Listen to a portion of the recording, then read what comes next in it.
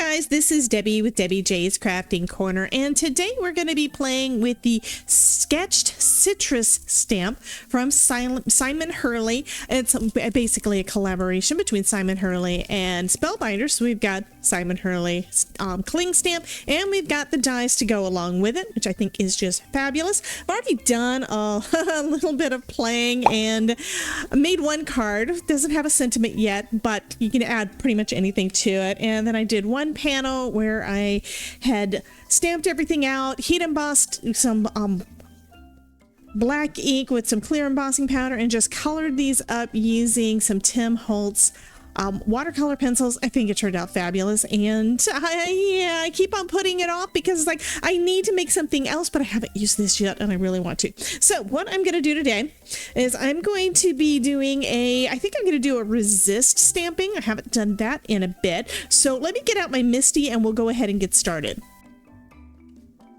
So if you're using your Misty, it has a foam piece in here. You're going to want to remove that whenever you use a cling stamp. So I've got that removed. I'm going to put my piece of watercolor paper down and grab a magnet to make sure it's held in place.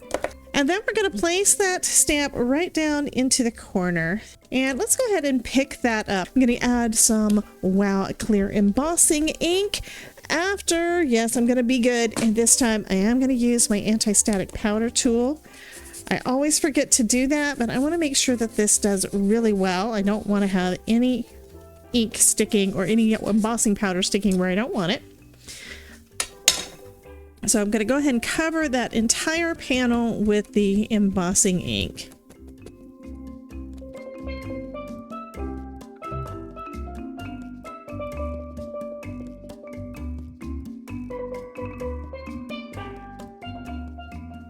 Okay, looks like we should be pretty good. So next, let's add some clear embossing powder.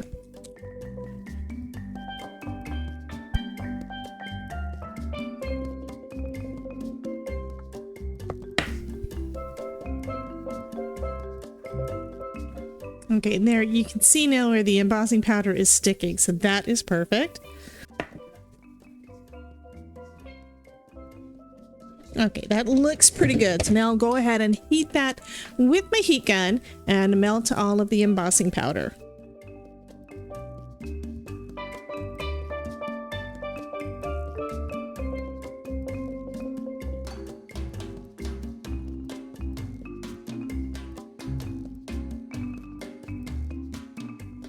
And now everything's all nice and shiny. I think you can see it kind of, sort of. But now that it's all nice and shiny, we know that the embossing powder is melted on there well. So I'm going to try out, I don't know if this is going to work, but I'm going to try out using my new paper pouncers just to get a little bit of color on there. Not sure how this is going to work, but I'm going to start off with the yellow, and although I was originally thinking kind of rainbow, instead I'm going to go right over the lemons, and it does look like it's putting down the color well, so that's good. Okay, now I'm going to go in with my blue one and use the Remember Me. So I started off with Slippery When Wet for the yellow, and then I'm going to come in with Remember Me because that is the blue that I have from Simon Hurley. And kind of fill in all of those other areas. I think I'm going to actually go in kind of the same design as this. This is going to be a lot cleaner because of using the watercolor pencils. This one's going to be a bit more messy, but it's going to still turn out fine, I think.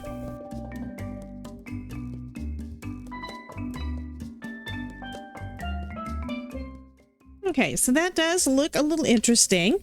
So now I am going to add some additional color down with a couple of watercolor water brushes and those same inks, just because I'm kind of interested to see what it's going to look like. So let's go ahead and get that later gator. This is going to be my green. And I'm going to just grab up some of that and go in to put that in the places of my leaves.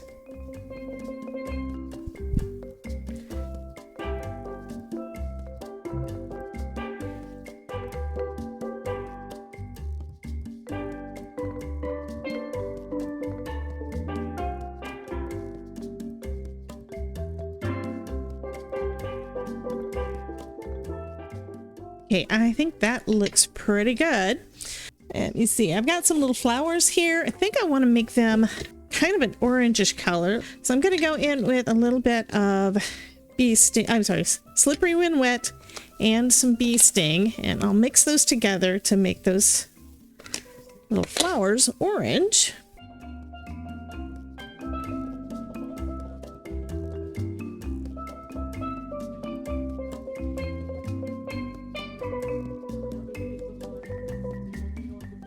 Okay, so that's pretty cool. I think I'm going to add a little bit more yellow to my little lemons here. Kind of blend out some of that green. It's kind of nice though, having all of the color already added down.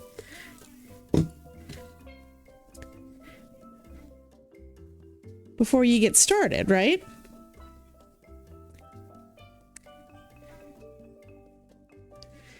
And since all of this is water reactive, I'm probably picking up more of the green and just spreading it around. But this one looks like I'm actually cleaning it up a little bit. So let me get a little bit more water. And I'm removing some of that green. That is going to be fabulous. Because then I can come back in with a little bit more yellow. So for the ones that I went over it a bit much with the blue, I can clean that right up.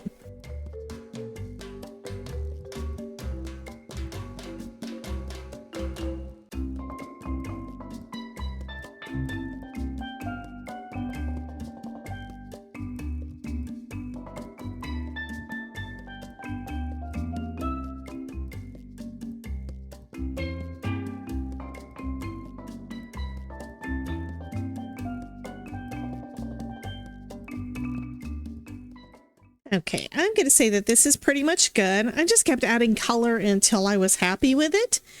This is kind of a messy watercolor design, I guess, but I still think it's really, really pretty.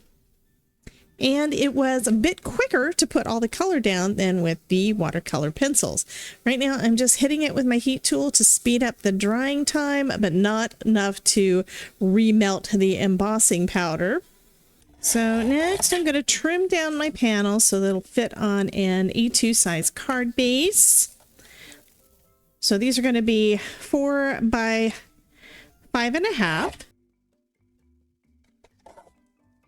And I'm just going to put these down with some dot liner adhesive.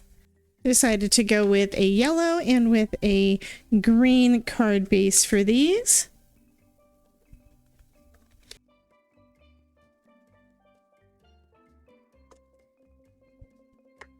And I'm just going to add a sentiment that I've got from in my stash. Don't know what stamp set it came from, but I'm sure that all of you guys have got plenty of happy birthday stamps.